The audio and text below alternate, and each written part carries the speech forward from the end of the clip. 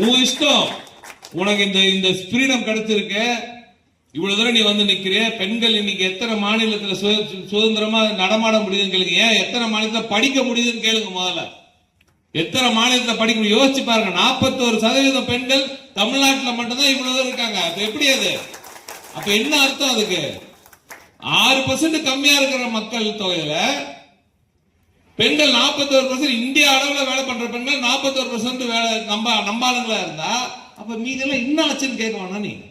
இது நமக்கு பெருமையான ஒரு விஷயம். ஆனா இந்தியாவுக்கு எவ்வளவு பெரிய ஒரு மோசமான விஷயம் அது.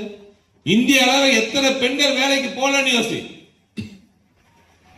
இந்திய அளவில் வேற எங்க போனாலும் புருஷன் எங்க வேலை பண்றான், அவங்க அப்பா எங்க வேலை பண்றதான் கேட்பாங்க. தமிழ்நாட்டில் மட்டும்தான் நீ எங்க வேலை பண்றான்னு கேட்பாங்க. புரியுதா? இதுக்கெல்லாம் பெருமை பண்ணணும்.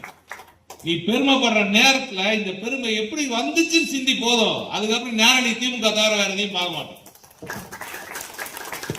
அதுதான் பெரியார் சொல்றாங்க. அந்த காலத்துல இந்த காலம் வரைக்கும் பெரியார் வழி மட்டும் தான். மத்தவங்க மாதிரி பெரியார் அண்ணாவையும் கேவலமா திட்டிட்டு இருக்கும் போது உட்காந்து பார்த்துட்டு இருக்க கும்பல் இது கிடையாது. புரியுதா? பெரியாரும் அண்ணாவையும் ரத்தத்தில் அப்படியே தாங்கிக் கொண்டு கலைஞரின் சிந்தனைகள் ஒவ்வொரு நாளும் செயல்படுத்திக் கொண்டிருக்கும் மாபெரும் தலைவர் மு.க. ஸ்டாலின் அவர்கள் பின்னால் நடைபெறுகிறோம். நாங்கள் ஒவ்வொரு நாளும் இளைஞர்களுக்காக நான் முதல்வன் என்ற சிறப்பான திட்டத்தின் மூலம் இந்த அடுத்த தலைமுறையை அடுத்த கட்டத்துக்கு நகர்த்தி கொண்டிருக்கும் மகத்தான தலைவர் உதயநிதி ஸ்டாலின் அவர்கள் பின்னால் இருக்கும் இந்த படை. எனவே நாங்கள் உங்களுக்கு ஒரு நலத்திட்ட உதவிகள் மூலமாக உங்களுக்கு இது ஒரு மார்க்கெட்டிங் கிடையாது. உன்னை இங்க உட்காரச்சு இதெல்லாம் சாத்தியம், இதெல்லாம் செய்திருக்கிறோம், இது யாரால சாத்தியம், நீ வெற்றி பெற்றிருக்க சந்தோஷம், இதை பாராட்டுறோம் சொல்லிட்டோம். ஆனா இந்த வெற்றிக்கு அடித்தளமிட்ட அந்த கொள்கை எது என்று நீ சிந்தித்து பார்க்க வேண்டும். அந்த கொள்கையின் பின்னால் என்றும் நிற்க வேண்டும் என்றால் நீ முதல்ல கேள்வி கேட்டுக்கணும். வாட்ஸ்அப்பை தாண்டி கேள்வி கேட்கணும். வாட்ஸ்அப்பையும் கேள்வி கேட்கணும். நீ முதல்ல அதை கேள்வி கேட்டேன்னு வச்சுக்க, அப்போ புரியும் எங்கேருந்து வந்தோம் இப்ப எங்க இருக்கும் அப்படின்றது புரியும். இன்னைக்கு நம்ம சாதாரணமா நினைச்சிட்டு இருக்கோமே இந்த சேரெல்லாம், அன்னைக்கெல்லாம் கிடையாது தம்பி. நமக்கு சேரை விடு, ரோட்ல நடக்க முடியாது. நம்ம தெரியுமா? ஒரு சில ரோட்ல நம்ம நடக்க முடியாது, நடக்கக்கூடாது. ஆனால் நீ நடக்க வச்ச அந்த கொடி கருப்பு சிவப்பு கொடி, அது தெரிஞ்சு.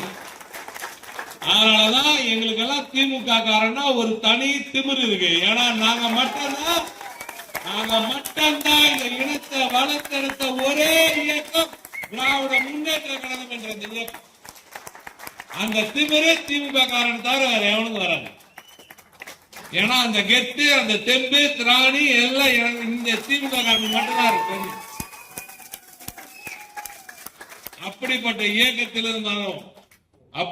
இயக்கத்திலிருந்து வந்து ஒரு திட்டத்தை அறிவிக்கிறோம், ஒரு செயல் திட்டத்தை அறிவிக்கிறார் ஒரு தலைவர் என்றால் அதற்கு பின்னால் திரண்டு ஒரு அணியாக திரண்டு தமிழகத்திற்காக, தமிழகத்தின் வளர்ச்சிக்காக, தமிழகத்தின் ஒவ்வொரு கடைகோடி தொண்டரின், கடைகோடி மக்களின் வளர்ச்சிக்காக, தமிழகத்தின் உரிமைக்காக போராடும் மாபெரும் மக்கள் இயக்கம் திராவிட முன்னேற்ற கழகம்.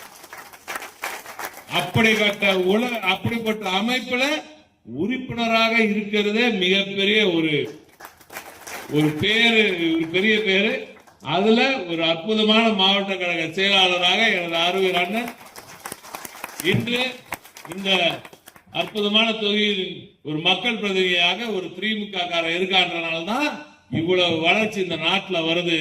இந்த வளர்ச்சி தொடர வேண்டும் என்றால் மகத்தான முதலமைச்சராக மாண்புமிகு திராவிட நாயகன் அவர்கள் நிச்சயமாக அடுத்து 2வது முறையாக திராவிட முன்னேற்ற கழகத்தின் முதலமைச்சராக, இந்த தமிழ்நாட்டின் முதலமைச்சராக 7வது முறை ஆட்சி திமுக பிடிக்கும் பொழுது நிச்சயமாக தமிழகத்தின் வளர்ச்சி இன்னும் அபரிவிதமாக இருக்கும். அந்த வளர்ச்சியில் நீங்களும் பங்கு பெறுவீர்கள். உங்களின் வளர்ச்சியில் தான் மாண்புமிகு முதலமைச்சர் அவர்கள் குறியாக இருக்கிறார். உங்களின் வேலைவாய்ப்புகளுக்காகத்தான் ஒவ்வொரு நாளும் உழைக்கிறார். நீங்கள் செய்ய வேண்டியதெல்லாம் படி படி படின்னு எங்க தலைவர் சொல்றாரு, அதை மட்டும் நீ செய். உன்னை உயர்த்த வேண்டிய பணியை இந்த மாபெரும் மக்கள் இயக்கம் தொடர்ந்து செய்யும். அதை எனது அறிவியல் அண்ணன் பி.கே. சேகர்பாபு அவர்கள் போன்ற, ஜோசப் சாமியல் போன்ற அவர்கள் எல்லாம் உங்களோடு இருந்து பேரறிஞர் அண்ணா அவர்கள் சொன்னதை போல மக்களிடம் செல், மக்களோடவே பயணி, அவங்களிடம் கத்துக்கோ, அவங்களுக்கு என்ன தேவையோ செய் அப்படின்னு சொல்லியிருக்கார். அதைத்தான் இன்னைக்கு நாங்க செஞ்சிட்டு இருக்கோம்.